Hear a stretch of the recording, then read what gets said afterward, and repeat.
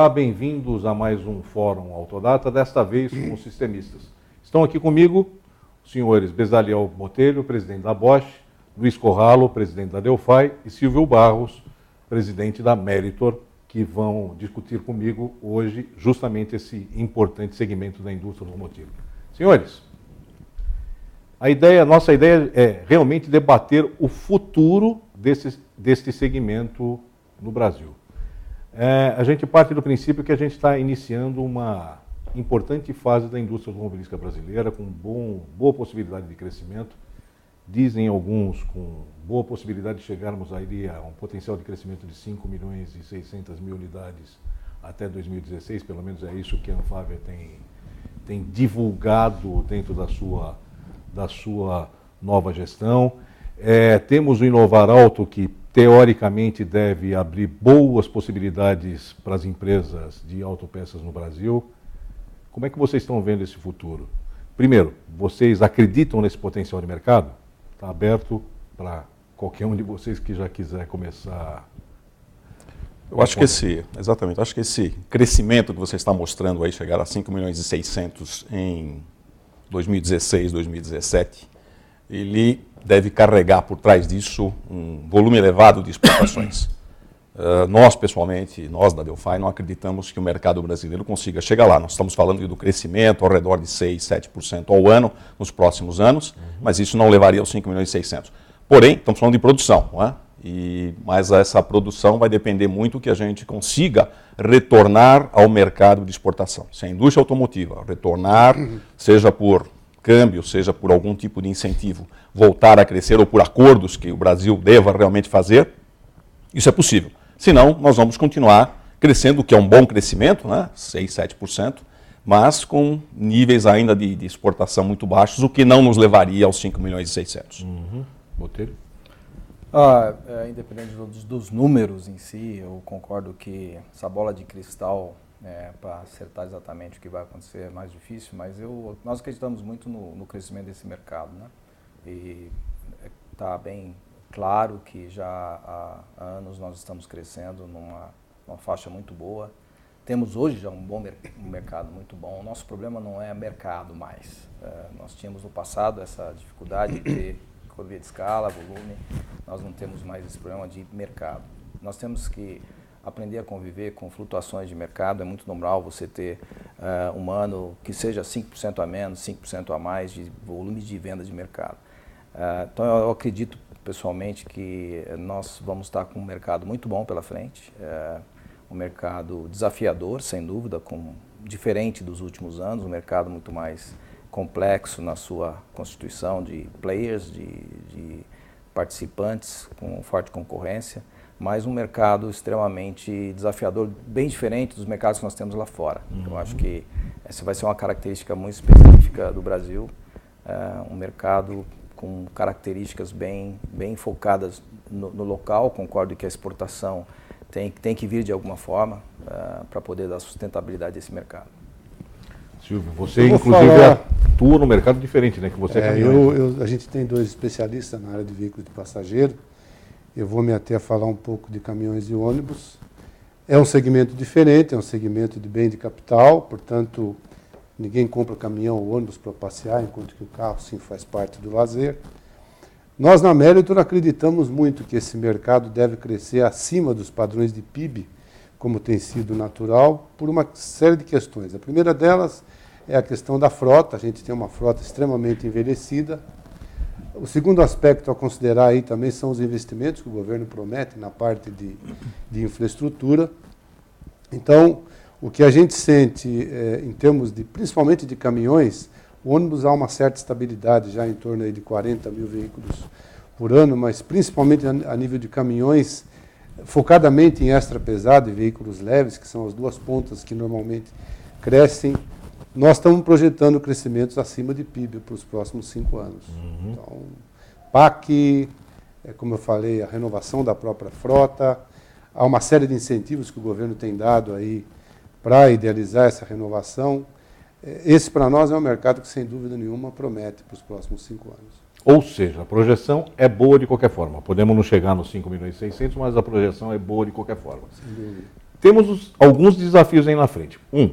Globalização. Estamos entrando numa fase de globalização de qualquer forma, com novos produtos, com as montadoras entrando com algumas linhas de produtos já completamente diferenciados. E um outro desafio que se chama inovar alto, que vai obrigar a esses produtos a entrarem com um patamar de nacionalização bem alto. Como é que os senhores veem esses dois desafios aí na frente? Botelho. Bom, eu acho que o desafio da globalização, ela tem um viés interessante dessa vez, porque é globalizar, porém, no mercado ainda um pouco fechado, no que diz respeito à exportação, no que diz respeito também à importação, principalmente frente ao tema da competitividade. Mas em questão de tecnologia, sem dúvida, o Brasil vai ter agora um novo salto de modernidade, que é o que o Inovar Alto está colocando como desafio para a indústria montadora, não é? E nós que somos sistemistas entendemos que vamos ter que carregar esse piano de uma forma muito inteligente, com investimentos também. Inteligente porque nós vamos ter que buscar o caminho da competitividade para colocar essas tecnologias no mercado. Eu acredito que é uma boa notícia. Nós há muitos anos esperávamos um plano industrial, pelo menos com um horizonte bom para se planejar. Então nós acreditamos muito que o Inovar Alto, da forma como ele está sendo colocado, vai poder alavancar, sem dúvida, tecnologias novas e trazer aquilo que já existe globalmente de uma forma mais contundente para o nosso mercado. É um desafio ainda o tema da competitividade. Acho que o governo está tentando ainda regulamentar esse acordo ou esse plano Inovar Alto justamente para a gente poder entender onde é que nós vamos colocar os nossos investimentos e quando vamos colocar os investimentos. Do jeito que está, ainda não temos, pelo menos na visão Bosch de sistemista, aí pedidos ou eu não tenho que me preparar ainda para plano de investimento nenhum, porque a coisa não está clara ainda. Qual que vai ser a reação dos nossos clientes em relação ao Inovar Alto no que diz respeito a pedidos. Sabemos que as tecnologias, sim, virão, principalmente na área de eficiência energética. Nós sabemos quais são as tecnologias que virão, porque elas já existem de forma globalizada. Então, eu acredito que nós vamos ter uma boa fase de crescimento e de renovação de tecnologia para a indústria automobilística nos próximos anos. Sem dúvida, eu acho que o Inovar tem realmente um aspecto bastante positivo. Nós estamos conseguindo ver agora um direcionamento muito claro, não é? Muito embora ainda dependamos de uma regulamentação e à primeira vista, ou diria que no primeiro momento, ele vai ter um viés de proteção da indústria local, mas o mais importante que eu vejo efetivamente é a tecnologia. Isso a médio e longo prazo deve trazer grandes benefícios para a indústria local, para o mercado brasileiro, sem dúvida alguma, porque vamos trazer tecnologia que já existe e algumas delas vamos ter que desenvolver aqui, no caso, ligados diretamente ao nosso sistema de sistemas de combustíveis e tudo mais. Mas isso daí nós vamos ver ao longo do tempo. Não estamos esperando pedidos num primeiro momento, nem estamos vendo. Investimentos ainda, nós estamos utilizando os investimentos que nós fizemos. A indústria passou nos últimos 2 anos, sofreu no ano passado e esse ano está começando a se recuperar, mas na verdade o que nós precisamos realmente é conseguir ganhar em termos de produtividade e competitividade. A indústria brasileira sofreu nos últimos anos e tem sofrido problemas de competitividade, seja eles por problema de câmbio, seja ele por problema de própria infraestrutura do Brasil, o custo do Brasil que é elevado. Isso vai ter que ser resolvido, E, em paralelo, nós vamos ter que estar realmente desenvolvendo tecnologias e aplicando tecnologias para que possamos atender efetivamente aos anseios maiores do inovar. Não é simplesmente proteção. Se o objetivo fosse simplesmente proteger o mercado local, nós estaríamos realmente numa situação muito difícil, porque mercado protegido não é um mercado competitivo e o Brasil não vai crescer dessa forma. Nós temos que nos inserir no mercado, temos que realmente criar formas de acordos bilaterais, já que através do Mercosul as coisas passam um pouco mais difíceis, mas os acordos bilaterais vão exigir da indústria brasileira competitividade, vão exigir da indústria brasileira tecnologia e inovação. Ok. E, de novo, nós estamos aqui no mercado de caminhões, que é diferente, né? Porque Então, a tal da nacionalização para veículos comerciais já é diferente, porque é uma exigência até por Finame, né? Na realidade, você falou em globalização e inovar. Primeiro, a globalização, eu acho que a gente está vivendo essa globalização dentro do mercado de caminhões e ônibus já há muito tempo. Eu penso que existe, inclusive, ainda espaço para mais alguma consolidação desse mercado. Do ponto de vista de inovação tecnológica, que eu acho que é o grande trunfo do inovar para nós, além disso, tem mais uma mensagem importante que o governo está dando. A gente sempre diz que o governo não ajuda, mas aí está um grande exemplo do governo demonstrar para a indústria que ele está preocupado com ela. Como os meus colegas falaram, não vejo isso como um aspecto só de proteção, porque seria uma proteção muito sofisticada, porque está dando um trabalho violento isso daí, principalmente na parte de traqueamento desse conteúdo local. A indústria de caminhões, ela comuniza muito os veículos. Qualquer um dos nossos clientes hoje, você nota que eles produzem no Brasil, que eles produzem lá fora. Então, essa tecnologia embarcada, que é uma das coisas muito marcantes nesse segmento, ela depende muito do avanço tecnológico de cada uma das empresas, e o Inovar, para mim, vai trazer essa oportunidade para que eles possam investir e tirar retorno, que é o estímulo que eles teriam para manter esse investimento. Então, para mim, é muito bem-vindo e, coincidentemente, vem no momento bom da economia. Ok. Você quer completar alguma coisa, Botelho? Não, eu acho que é importante a gente entender, eu sempre falo que nós temos um espagato aí, complicado a resolver no Inovar Alto, principalmente sistemistas que têm uma base de suprimento muito forte e que a gente percebe a dificuldade dessa base olhar o Inovar Alto realmente com olho promissor, né? Eles estão olhando para nós porque, de certa forma, nós vamos fazer as tecnologias, nós vamos inovar com as tecnologias para as montadoras. Então, esse tema da rastreabilidade, principalmente daquilo que o governo exige também de nacionalização, na área também de veículos passageiros, é de extrema importância para o sucesso do Inovar Alto. O Inovar Alto, por si só, ele não tem sucesso apenas com a regulamentação para a montadora inovar, trazer algumas tecnologias novas e abater os seus 30 pontos de IPI. Aqui nós temos que resolver o problema da competitividade e da saúde da financeira, vamos dizer assim, dessas empresas que estão na cadeia dos Tier 2 e Tier 3. Eu acho que esse é o grande tema que nós estamos tentando deixar claro para o governo.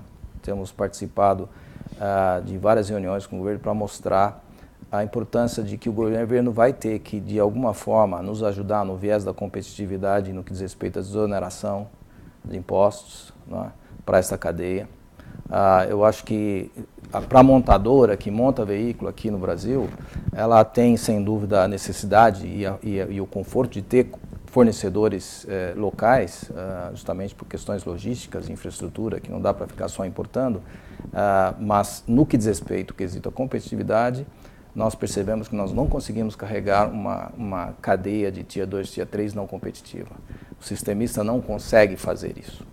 E nós somos sistemistas globais, eu posso falar como Bosch, a dificuldade de você trazer novos investimentos para cá sem ter uma cadeia de suprimento competitiva. Você não consegue fechar esse circuito. Então, o Inovar Alto, ele tem ainda esse grande question mark, quer dizer, como é que o governo vai suportar a cadeia de suprimento sem que isso necessariamente saia do sistemista.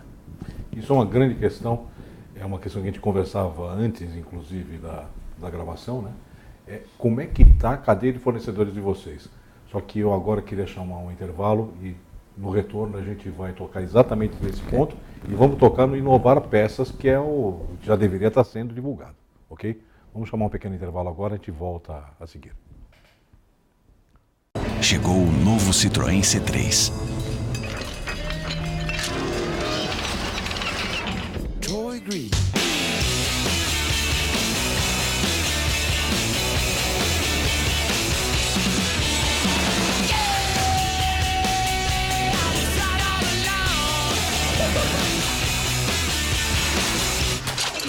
Novo Citroën C3. É muito mais C3. Citroën. Creative Technology. Olá, bem-vindos novamente a este fórum Autodata, desta vez com os sistemistas. Senhores, nós fechamos o último bloco prometendo voltar e discutir a situação dos fornecedores de vocês. Qual que é a situação dos fornecedores de vocês agora? Esses caras estão equilibrados? Como é que eles estão preparados para essa nova fase? Como é que está isso hoje? Esse pessoal Tier 2, Tier 3, como é que está? Pode. Bom, do ponto de vista de veículos comerciais, eu acho que a base de fornecedores não é uma base tão ampla como veículos de passageiro, embora a gente tenha uma sobreposição, né? Mas de qualquer maneira são peças mais pesadas, muita empresa local, mas... Tudo caxiense quase. Grande parte em Caxias, amigos nossos, familiares nossos, né? Mas de qualquer maneira, o que a gente sente nessa rede de fornecedores é que há uma imensa maioria que não investiu, portanto, na condição de não investimento, eles deixaram de ser competitivos, sofrem hoje contra o produto importado, têm margens extremamente deterioradas, e aí é que a gente entra como parceiro, como nós comentávamos, inclusive, no intervalo, em alguns casos até o Tier 1 investindo no fornecedor, não só para estimular. Quando você encontra um fornecedor com uma base de produção saudável e que ele necessita de investimento, a gente senta junto, conversa e ajuda esse fornecedor. É a única maneira que a gente tem, por enquanto, de poder estimulá-lo a continuar conosco, continuar investindo.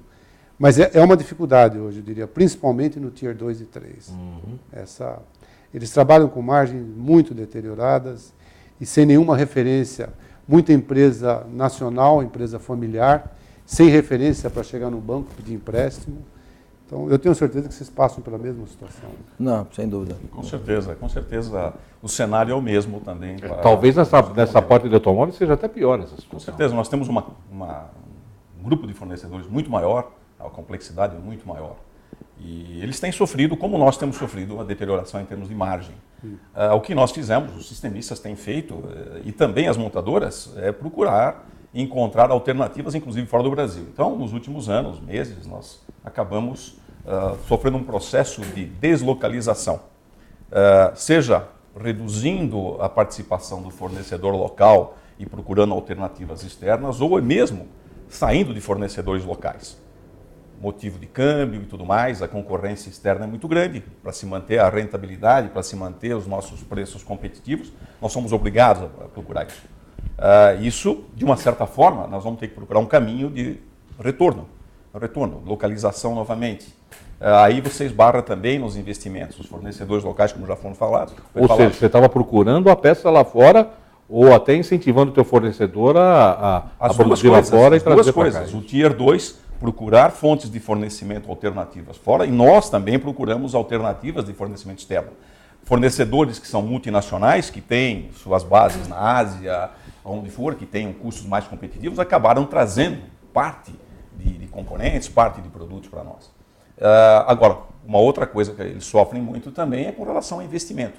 Se eles não conseguem investir, porque também não tem uma estrutura financeira que consiga realmente alavancar grandes recursos, eles acabam sofrendo porque não investindo em novos equipamentos, novas tecnologias, acabam sendo cada vez menos competitivos. Não é? A ponto de, como já foi falado também pelo Silvio, temos que fazer um apoio financeiro, um aporte financeiro em alguns desses fornecedores, porque senão você acaba arrebentando a tua cadeia de fornecimento. É uma situação bastante difícil. Agora, você está falando aí de um fornecedor, pelo que você falou, alguma base de fornecedor até multinacional. Mas e o nacional? Como é que entra nessa história o fornecedor nacional, Botelho? Olha, eu me acompanho muito claro o raciocínio dele, concordo plenamente. A cadeia está precisando de uma renovação. Eu olho um pouco o tempo, há 8, 10 anos atrás, alguns sistemistas, eu me lembro que a Delphi também fez esse trabalho, a Bosch. Nós tentamos ajudar os fornecedores a melhorar através das tecnologias Lean, olhar o fornecedor no seu processo produtivo e tentar trazê-lo para ser mais competitivo. Eu me lembro que nós gastamos dinheiro, tempo, nos dedicamos até para fazer com que esse fornecedor pudesse exportar para a nossa casa matriz, para as nossas outras atividades no mundo. Tinha um programa que a gente chamava Fit for Global Approach, e depois eu mudei isso para Fit for Local Approach. E realmente, infelizmente, alguns desses fornecedores que estiveram até numa fase melhor, hoje eles são aqueles que estão praticamente saindo do mercado. Houve uma deterioração muito forte, como ele falou, porque eles perderam as margens, o câmbio realmente, no que diz respeito à exportação, zerou qualquer alternativa, oportunidade de exportação, e nós temos aí uma situação de, eu diria, cerca de 20% da base de suprimento da área de autopeças brasileira está sofrendo uma necessidade de renovação completa, ou através de pôr dinheiro para tentar vitalizar, né? Ou nós vamos ter que trazer outros fornecedores de fora, inclusive, para poder fazer frente a essa demanda do Inovaralto. Porque Inovaralto traz... Já se fala, inclusive, que aquilo que aconteceu lá na década de 90 com relação ao Tier 1, né, que foi uma multinacionalização do Tier 1, né, pode acontecer agora nessa faixa do Tier 2. Né? Sem dúvida, porque o Inovaralto traz demanda de volume e traz demanda de tecnologia. Não é? E para isso você precisa ter fornecedores dispostos a ser investir. Então vou te dar um exemplo. Você pega um fornecedor que está sofrendo, ele tem problemas de passivo, ele tem problema, deve para o governo, e aí nós temos que tomar cuidado, porque também nós não queremos incentivar aquele que não está aqui e não fez nada, né? Então, às vezes vem uma pessoa de fora, vem um chinês de fora, vem um coreano de fora, vem um próprio europeu de fora, que tem capacidade ociosa lá, ele recebe subvenção, recebe área, né, e entra num greenfield e começa a fornecer, ele a zero de jogo, ele é mais competitivo. Você vê como uma coisa é cruel, não é? Quer dizer, aquele que apostou, que está no mercado há muito tempo, que está tentando há muitos anos, de repente... Então nós temos que tomar cuidado, por isso nós somos a favor realmente de que o governo tenha uma política industrial para o setor de autopeças, porque nós não temos. Então a gente fala do tal de inovar peças, passa por aí. E dentro desse programa do Inovaralto, nós estamos discutindo com o governo exatamente isso. Qual que é a contramoeda, a contrapartida que o setor de autopeças, no que diz respeito à base de Tier 2 e Tier 3, vai receber para poder se vitalizar. Né? Como ele falou, nós temos problemas de ter que pagar matéria-prima, de ter que tirar, colocar ferramentas em comodato, tem fornecedor que já disponibilizou bens para você, como garantia, para poder você... quer dizer, é um negócio meio doido. Isso é um pouco contraditório àquilo que o Inovaralto está desenhando. Já não devia ter saído esse Inovar Peças. O governo vem anunciando isso já desde o ano passado. Todo mês vai sair, não sai. Eu acho que é uma questão de prioridade. Eu acho que o governo tem uma demanda muito forte da eleição do ano que vem. Eu vejo uma preocupação muito grande no posicionamento do governo com relação à eleição, que eu acho que é correta. Mas o que eu acho também é que a complexidade, eu falei traqueamento, mas é rastreabilidade, o termo que o Bisael usou, que é o mais correto. A complexidade para você rastrear essa situação toda me lembra um pouco do que foi o imposto de renda. O governo precisa de sistemas sofisticados, são investimentos altos, e eu tenho dúvida se o governo tem tempo agora de se dedicar a esse assunto de uma forma como ele requer. Então, eu acho que isso vem normalmente, entendeu? Mas isso nós vamos ver talvez dentro de alguns meses ainda, talvez um pouco mais próximo das eleições, porque nós temos uma série de coisas que estão dependendo de decisões do governo. Mas talvez isso possa ser mais simplificado. Eu acho que existem formas de você fazer, não na vírgula, não é?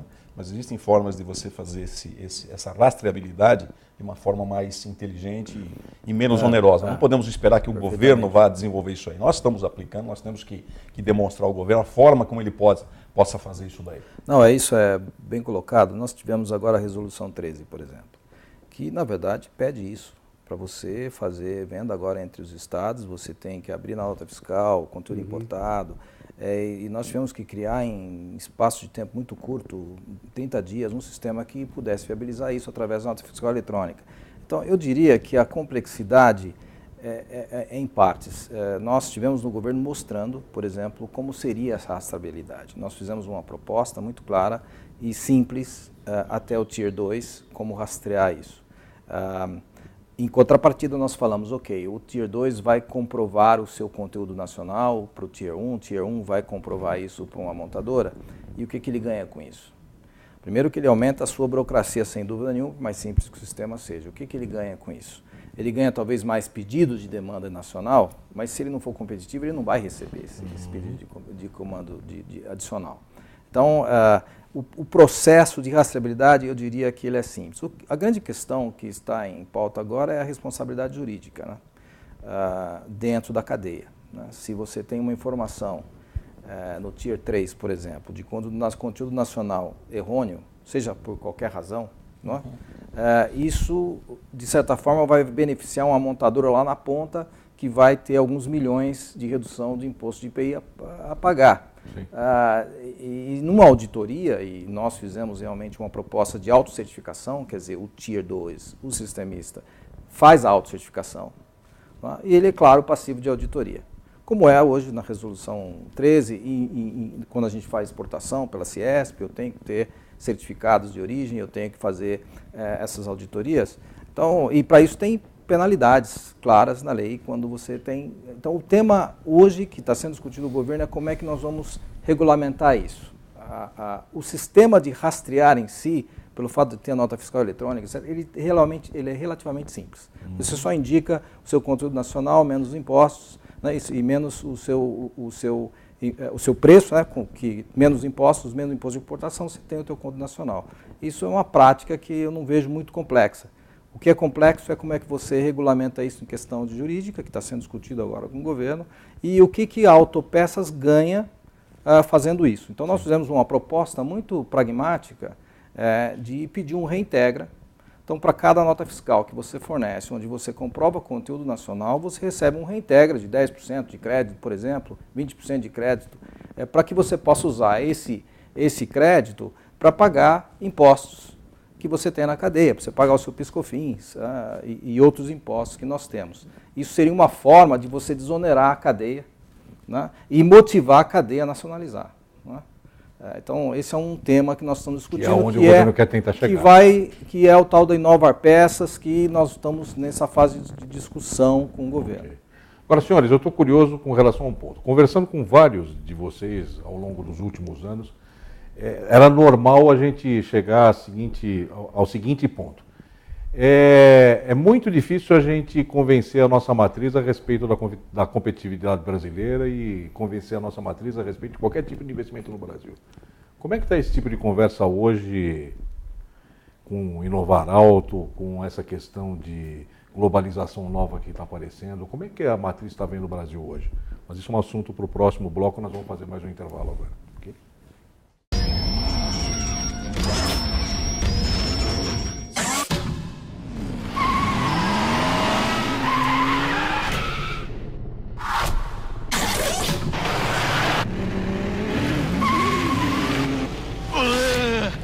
Novo Peugeot 308, agora na versão Turbo THP. E aprovado no teste Gustavo Kirten de performance. Conquiste sua vida com estilo. Bem-vindos novamente a esse terceiro bloco do Fórum Autodata Sistemistas. Senhores, falávamos sobre a sua relação com as suas matrizes, né? Há pouco tempo atrás, a gente conversava que era difícil convencer os seus chefes a colocar dinheiro aqui. E agora, como é que está? Com Inovar Alto, com globalização, com tudo isso que estamos falando aqui e tal, ficou mais fácil ou continua complicado? Eu acho que as regras continuam as mesmas, né? Para você ter um bom investimento, para você vender lá para fora um bom investimento, é só mostrar um bom business case. Se você mostrar um bom business case, com um bom retorno, você consegue os investimentos. Ou seja, as regras do jogo não mudaram, elas continuam as mesmas. Agora, o que ficou mais difícil foi efetivamente você demonstrar que você consegue ter bons casos e que realmente sejam extremamente rentáveis. Como eu falei, nós passamos por um período difícil nos últimos anos de rentabilidade dos nossos fornecedores, rentabilidade nós, sistemistas, e isso obviamente torna mais difícil a você conseguir bons investimentos. Nós, a Delphi, temos investido ao longo dos anos, investimos mais de 200 milhões de dólares nos últimos 4, 5 anos, continuamos investindo. Mas eu diria o seguinte, que são investimentos cada vez mais seletivos. E, ultimamente, os grandes investimentos, além de novos negócios, novos produtos que a gente possa lançar, mas muitos investimentos em ganho de performance, investimentos que nós fazemos realmente para você ganhar competitividade. Porque essa é a palavra-chave. Nós, ao longo dos anos, a indústria brasileira acabou perdendo um pouco de competitividade por vários fatores. Então, grandes investimentos estão sendo feitos efetivamente para ganhar produtividade. Deixamos de fazer alguns investimentos para fazer investimentos com nossos fornecedores, para poder mantê-los efetivamente vivos e operando conosco e de uma forma rentável e produtiva. Não é? Investimentos em tecnologia, em apoio aos fornecedores tem sido muito importante também. Ou seja, as regras não mudaram. É só uma questão da gente ter condições de demonstrar que o investimento é bom e vai dar um bom retorno para o acionista. Botelho. Não, a atratividade do mercado brasileiro, eu concordo plenamente com ele, a atratividade é o que chama atenção e está chamando muita atenção da nossa matriz, sem dúvida nenhuma. Né? O Brasil, com o tamanho de mercado, é realmente o que atrai investimentos e atenção. E realmente os business cases não estão fechando, né? Pelos temas que nós discutimos antes da competitividade. Né? Esse é um tema que nós discutimos constantemente com a matriz para mostrar as oportunidades. Como dissemos, o Inovar Alto ele ainda não veio de fato transformar em números. Né? Nós não temos números ainda mas nós temos um viés de tecnologia vindo. E aí você começa realmente a se preparar para isso. Mas efetivamente, a atração de investimentos, ele ainda não vem enquanto não resolvemos o problema da competitividade. Muito pelo contrário, quer dizer, os investimentos acontecem no mundo e nosso mercado não está sendo privilegiado por isso, porque tem alguns outros mercados mais interessantes, o México é um deles, né? A própria Ásia, que atrai investimentos enormes, continuam sendo as vedetes dos investimentos. Oxalá que isso mude no que diz respeito a números no Inovar Alto, para que a gente possa realmente trazer essa atratividade. Mas é um tema que está sempre, é o dia a dia nosso. Eu diria a empresa também, nesses últimos anos, investiu muito. Nós investimos 600 milhões de reais nos últimos 7 anos aqui no Brasil. Trouxemos tecnologias importantes, nós estamos fazendo 60 anos aqui, quer dizer, viemos para ficar, a empresa tem essa característica, local for local, isso não muda. Porém, nós temos que resolver essas equações para trazer coisas novas mesmo. E como disse antes no começo, o Inovar Alto traz esse viés de investimento, de oportunidades, de volume. Porém, na hora que ele for transformado isso em volumes, nós vamos ter que ter também a equação da competitividade, do Tier 2, Tier 3 resolvido, para então fechar o business case e você realmente trazer as tecnologias locais, senão a gente vai ter que continuar importando. É uma questão de você ter um bom retorno de investimento, porque o acionista não quer saber onde você vai investir. Isso é a regra do jogo. É a regra do jogo. Então, se você tem um retorno de investimento na Ásia, na China, muito melhor do que no Brasil, por que eu vou investir no Brasil? Ninguém vai colocar $1 aqui no Brasil para ter um retorno de 20%, ou sei lá, e quando ele pode ter um retorno do dobro dele feito em outro lugar. Mas se você tem uma legislação que te obriga a produzir localmente, e se você de repente for perder esse fornecimento aqui, isso não pode mudar isso? Não, sem dúvida, porque, veja bem, nós somos multinacionais. Basicamente, nós temos que atender os nossos clientes globalmente. Existe uma pressão, sem dúvida, da montadora para que você também esteja estabelecido localmente. Mas uma coisa é a pressão que você possa sofrer do próprio governo, em localização e tudo mais, e a outra coisa é o que você tem que atender o seu acionista, que você tem que dar uma rentabilidade. Se você não tiver uma mínima rentabilidade, você não vai conseguir convencer ninguém a investir. Isso é um fato. Nós temos tido sucesso em convencer as nossas matrizes em investir no Brasil. Todo mundo vê realmente o mercado brasileiro, o mercado da América do Sul, muito importante. É um mercado que está crescendo, pode crescer. Não é um mercado estagnado, como o mercado americano, o mercado europeu em queda. Está fadado a ser um dos maiores do mundo. Está fadado, mas tudo isso passa por uma questão muito simples. Qual é o retorno que isso vai ter? A gente tem que tomar um pouquinho de cuidado, só para completar isso que ele está dizendo, que a tecnologia que nós estamos falando que vem de investimento não é capacidade produtiva. É melhoria daquilo que existe na capacidade produtiva, sem dúvida nenhuma, que a gente está falando, mais automatismo, automação, etc. Mas também as tecnologias que vêm são eletrônicas, são tecnologias finas que você pode importar. O que é logisticamente inviável, claro que nós estamos aqui já produzindo, o Brasil é muito nacional já no que diz respeito ao setor de autopeças. O problema é que, como ele falou, nós estamos desinvestindo ou desnacionalizando nesses últimos anos. Temos que frear isso através da competitividade. E aí foi um grande mérito do tal do Inovar Alto. O governo enxergou isso, no meu ponto de vista. Mas, Márcio, eu talvez até um pouco diferente dos meus colegas, esse diálogo com a matriz, ele, embora sadio, ele é complexo sempre. Eu acho que, além do fato de nós temos aí alguns elementos que nos ajudam. Por exemplo, nós temos limitação de capacidade produtiva em algumas áreas. Recentemente, a Meritor inaugurou uma nova fábrica em Resende e estamos pensando já em novos investimentos por capacidade produtiva. O fato do Brasil ter tido uma constância de crescimento, embora, como foi falado aqui, com ups and downs, mas nós temos crescido na média. Se você olhar o mercado de veículos comerciais, por exemplo, particularmente caminhão pesado, 10 anos atrás se fazia 100 mil caminhões. Hoje nós estamos aí... Falava que sonhava em chegar em 100 mil. Né? Pois é, hoje nós estamos falando em 140 mil caminhões por ano. Outro aspecto importante, sem tirar a importância, obviamente, do business case, que também foi falado, obviamente que ninguém vai investir se não der retorno, mas eu sinto que hoje o olhar dos nossos americanos da Meritor para o Brasil, ele é muito mais simpático do que já foi no passado. Obviamente que tem o resultado da empresa, tem a questão do próprio mercado, como eu falei, mas existe também uma certa pressão antecipada dos clientes, quando você vê os nossos clientes trazendo tecnologia nova para o Brasil e comunizando essa tecnologia. Ou seja, não tem jeito para mim ser competitivo, não só em custo, eu tenho que ser competitivo em tecnologia. Sim. O meu cliente quer no Brasil o que ele tem na Europa. Se você pega caminhão especificamente, 75% das plataformas aqui são europeias. Então, aquilo que tem na Europa, está tendo aqui. Aquilo que eu ofereço na Europa, eu vou ter que oferecer aqui. Então, isso para mim automaticamente leva a empresa a ter que investir. Eu volto a dizer, não é um diálogo fácil, confortável, mas ele é muito sadio e eu tenho perspectivas boas. Tanto é que a Meritor nos últimos 4 anos investiu muito mais do que nos últimos 10. Agora, o Inovar Alto, você tocou em desenvolvimento local de tecnologia. O Inovar Alto, ele fala de desenvolvimento local de tecnologia. Só que boa parte das plataformas globais, elas são desenvolvidas lá fora. E vocês já participam, exatamente isso que você falou, vocês já participam desses projetos de desenvolvimento lá fora.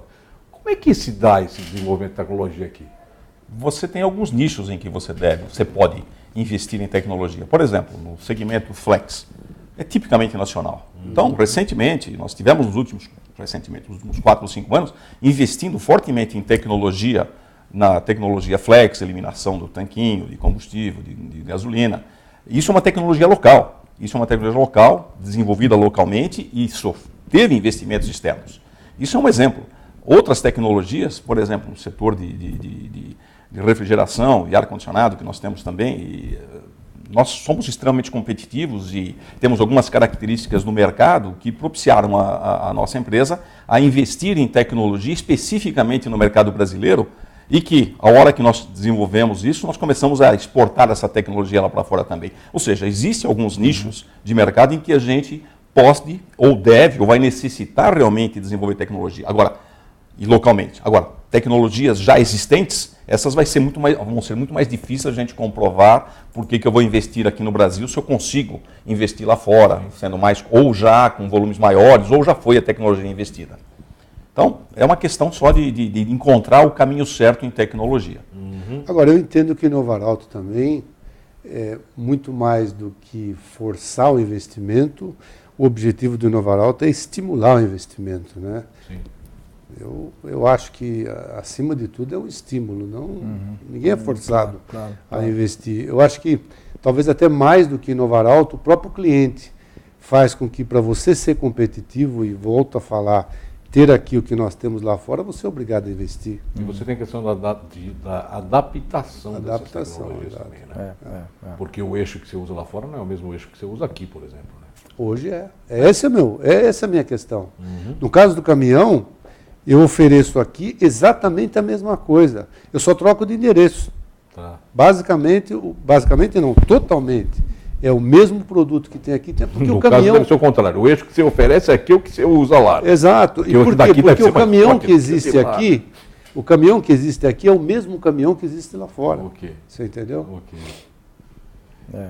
E com vocês, como é que funciona Não, questão da essa adaptação, acho que ele colocou muito bem, depende muito da especificidade do Brasil, né? Realmente, o tema do etanol é um tema que o Brasil, continuando com essa política de ter esse combustível alternativo forte, o próprio biodiesel também, nós vamos continuar tendo desenvolvimentos locais, porque não faz sentido você fazer em outro lugar no mundo. Então você faz aqui, somos centros de competência e vai continuar assim, né? As novas tecnologias que virão também, que o Inovar Alto pede, também vai trazer desenvolvimento local, não é? Injeção direta, esse tipo de tecnologia não adianta fazer lá fora, você vai ter que fazer uma injeção direta para o etanol, você tem que fazer isso aqui. Então vai trazer algum benefício.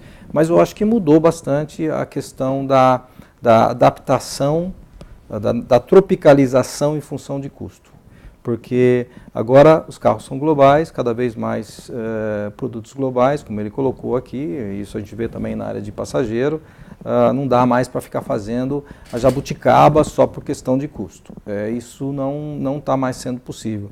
Então, a especificidade local do país que vai definir até que ponto nós vamos para desenvolvimento local, né? Não mais uma questão de custo, porque a gente sabe que desenvolvimento local hoje o custo é caro aqui, os engenheiros são caros, não tem engenheiros, nós temos esse problema da falta de capacidade, então não é tão simples assim. Esse é um problema então essa é uma equação que eu tenho visto o governo federal bastante ativo, né? O Ministério da Educação fazendo uns programas de intercâmbio muito interessantes, eu acho que isso é muito bem-vindo para garantir o futuro dessas tecnologias locais. Temos temas como eletrificação, vamos ficar fora, vamos ficar dentro ali do desenvolvimento local, que hoje está sendo feito, do desenvolvimento global, diria, que está sendo feito no mundo. Então são temas, equações, assim, ou questões que vão ser muito debatidas nos próximos anos. O ponto dele eu acho que é importante, e a gente falou muito em investimento em tecnologia, mas para mim tem uma perna estratégica importantíssima aí que o governo vai ter que trabalhar duro, que é a educação. A mão de obra, para você ter uma ideia, a Meritor demorava em média 3 meses para contratar um engenheiro e colocá-lo para trabalhar. Põe a camisa e põe ele no campo para jogar. Hoje são praticamente 9 meses. Então a mão de obra hoje, não só no caminhão, mas também dentro da nossa empresa, é de uma escassez muito grande. Isso leva ao quê? Leva a uma inflação, que é o que nós estamos vendo hoje aí com sindicatos, enfim. Eu acho que essa é uma outra tecnologia que nós vamos ter que desenvolver até mais rápido do que aquelas que já existem lá fora. Eu acho que é interessante esse ponto que foi levantado com relação à tecnologia, aos desenvolvimentos. Nós temos centros tecnológicos aqui, todas multinacionais, também tem fora.